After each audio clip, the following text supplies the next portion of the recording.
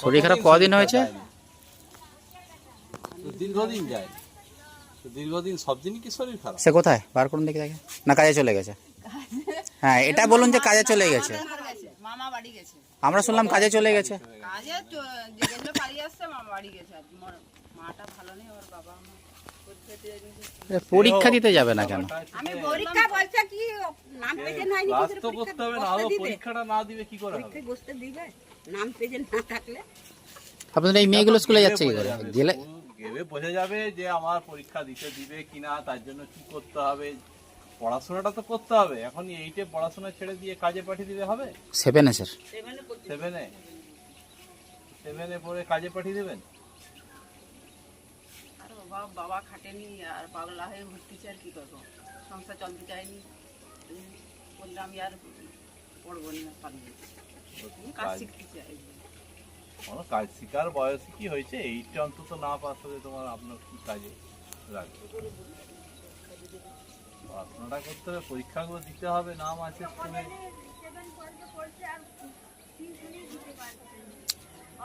আপনাদের সমস্যা হচ্ছে, সেটা তো স্কুলকে জানাবেন নাকি? সমস্যা, যে কোনো সমস্যা তো স্কুলকে জানাতে হবে, স্কুলে তো যেতে হবে। স্কুলকে তো গিয়ে আপনাদের সমস্যা বলে তবে তো সমাধানটা হবে। পড়াশোনাটার একটা গুরুত্ব আছে তো, পড়াশোনাটা করলে সারা জীবন কাজ করে তো হবে না। আপনি পাগলা হয়ে ঘুরতে যে বলে আমার সংসার চলেনি, কিছু পড়াশোনাও করতে পারেনি। টিউশনি মেয়েটা তো 11-এ ভর্তি হয়েছে, তো টিউশনিও দিতে পারিনি। আমার কি নাম বলুন তো? স্কুলেই যাচ্ছে বিলকিস। স্কুলে গেলেও হবে, স্কুলেই যাচ্ছে। স্কুলে গেলেও টিউশন পড়তে লাগবে না, রেগুলার স্কুলে গেলে টিউশন পড়তে লাগবে না। স্যারদের সঙ্গে ভালো রকম করে যোগাযোগ থাকলে হবেই। রেজাল্ট করবে, কিন্তু স্কুলটা যেতে হবে। স্কুলটা না গেলে কি করে হবে? ছেলেটা বলছে আমি কি করে পড়বো, এই যে বাবা পাগলা হয়ে ঘুরতেছে। বলে আমি আর ঠিক আছে, ঘরে কষ্ট দেখে বললে আমি আর পড়বো না। একটু কাজ হয়েছে, আর চলে এসছে, ঘর চলে এসছে, কাজ নেই বলে মামাদের ঘরে গেছে। ওখানে কি কাজ করে? না, কোথায় সামনে লোকের একটা ছেলের সাথে গেছে। কোথায় গেছে? এখন আমার ঝিকুরিয়া বলে বাবাদের ঘরে ওখানে গেছে। আমার বাবাটা কাজ ভালো নেই, করতে কোথায় গেছে? ওই উড়িষ্যা না কি বলে বাবা, সামনে। এখন তবে গিয়ে গেছে কেন? এখন তো স্কুলটা যেতে পারতো, এখন তো পরীক্ষাটা দিতে পারতো। আমি বলছিলাম না বলে আমি পড়বো না, এতদিন বন্ধ করে দিচ্ছি, আর কিছু বলে না কি স্যার, ওই জন্য গেল।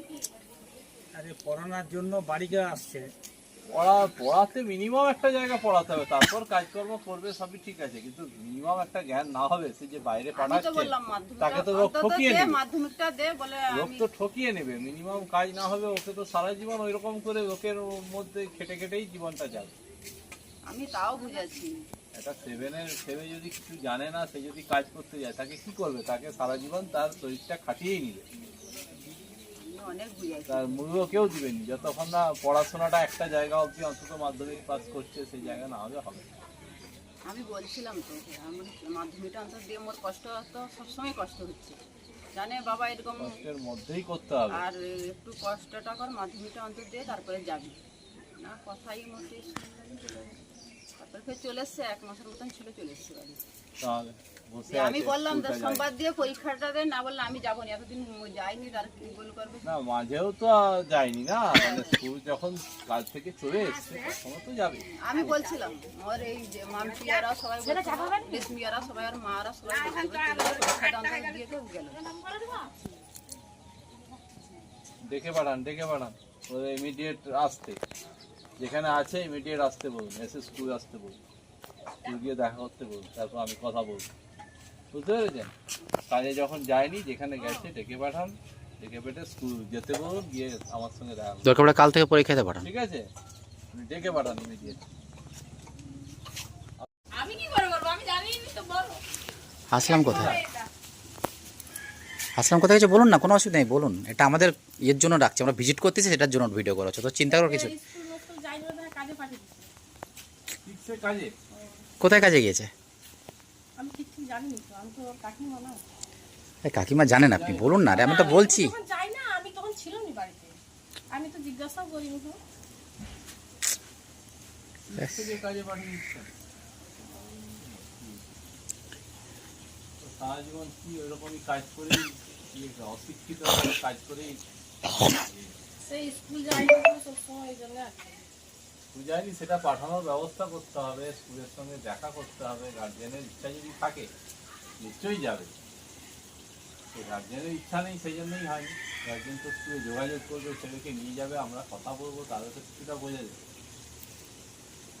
আর দিক থেকে এই যে অশিক্ষিতের মতো যে কাজে চলে গেল, এ তো লোকের ভরসায় সারা জীবন কাজ করতে হবে, না একটু পড়তে পারবে, না নিজের জ্ঞান আছে।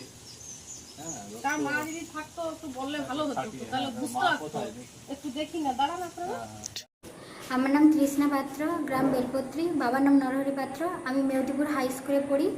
বাড়ি থেকে আমার বিয়ে ঠিক করা হয়েছিল, তারপর আমি স্কুলের স্যারদেরকে জানাই। স্যারদেরকে জানানোর পরে স্যাররা বিয়েটা বন্ধ করে, এবং বন্ধ করার পর বাবাকে ডাকা হয়েছিল বিদ্যালয়ে। বাবাকে ডাকার পর বাবা বলেছে যে এইচএসটা আমি দেবো এবং কলেজেও পড়বো। কলেজে পড়ার পরে যখন আমার বয়স হবে তখন আমার বিয়ে দেবো।